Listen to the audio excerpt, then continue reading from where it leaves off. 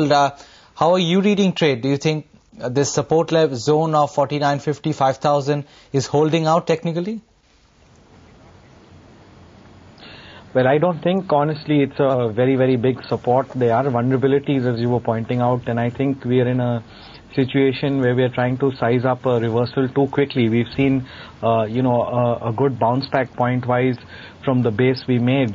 But at the same time, I don't think, Udayan, the volumes are there to kind of support this up move. So we haven't really come to a stage where we are saying that short covering is really getting into long positions or some key resistances are breaking out.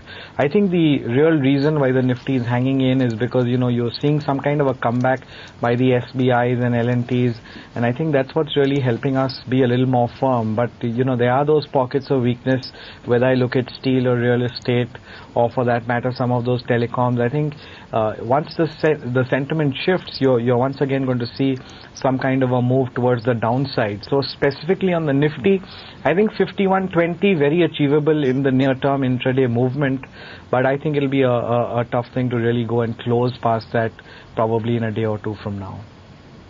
So looking technically to you, Rahul, L&T and Punj Lloyd?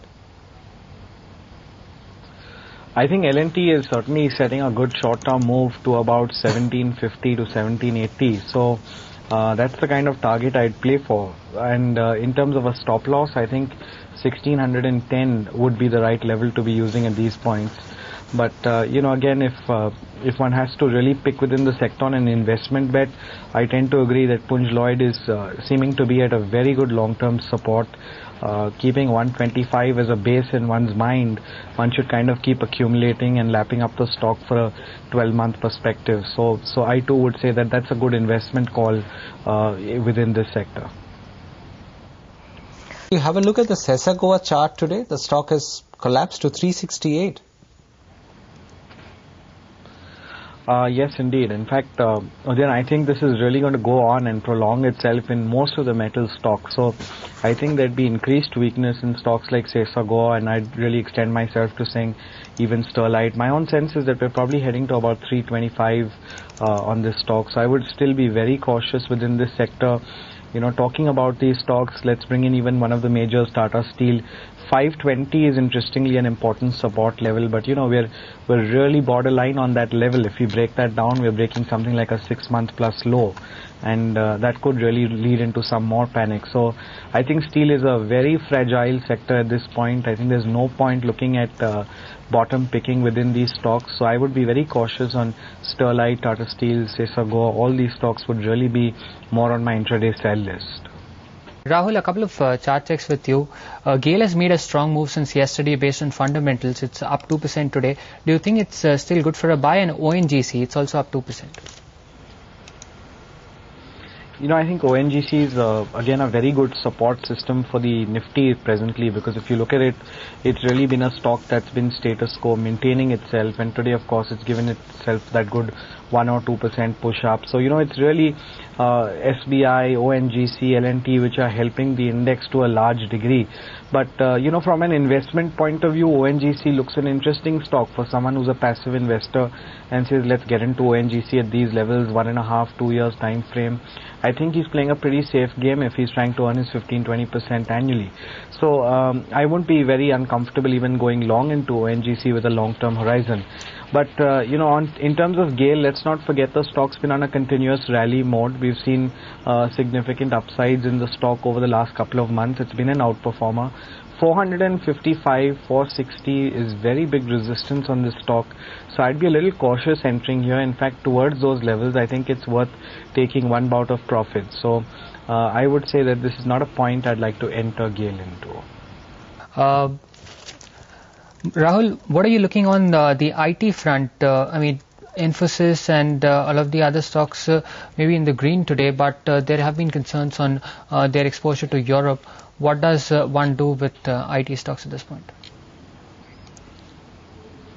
I think technically, first of all, I won't really be shorting into these stocks broadly, and I'm talking specifically on the Infosys, Wipro, TCS side. You've already seen these stocks getting hit, including TCS today. I don't think the risk-reward ratio justifies me going short at today's levels. However, I would put it this way that if you have a window of about 5 or 6% on the downside, taking a medium-term call, I'm still an investor into an Infosys or a Wipro. I think these stocks can actually do pretty good if you have a 3 to 6 month horizon. So I'd say utilize a decline to get in, and I pretty much agree that, technology is not the sector to be shorting. If you really have to be short, you've got a lot of choice, you've got a lot of fragile sectors to be trading into. The bleeding has not stopped on Aban.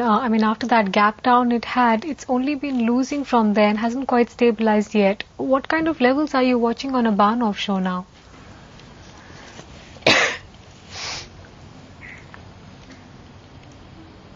Rahul?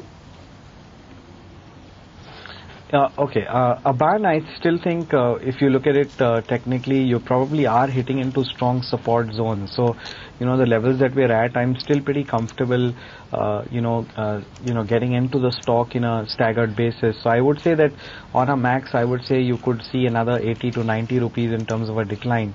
But if you're really planning to take a fresh position into the stock, stagger your entry and try and get into lower levels, because a lot of these stocks which have come down, I don't think that you can really go short into Aban at these levels. Besides, liquidity would be a huge issue, risk reward would be a huge issue.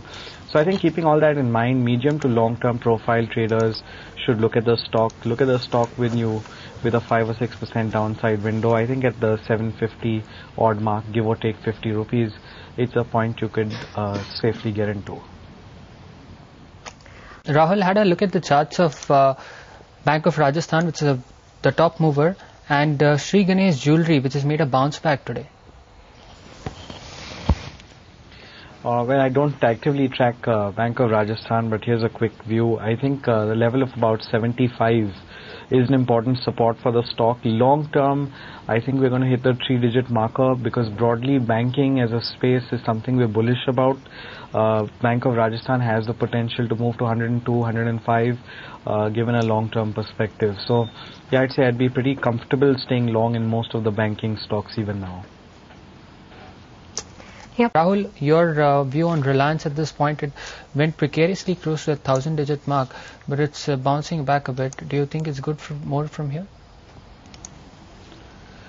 Let's put it this way, there's no deep downside that I see on Reliance, given that 980, 1000 is going to be major long-term support for the stock.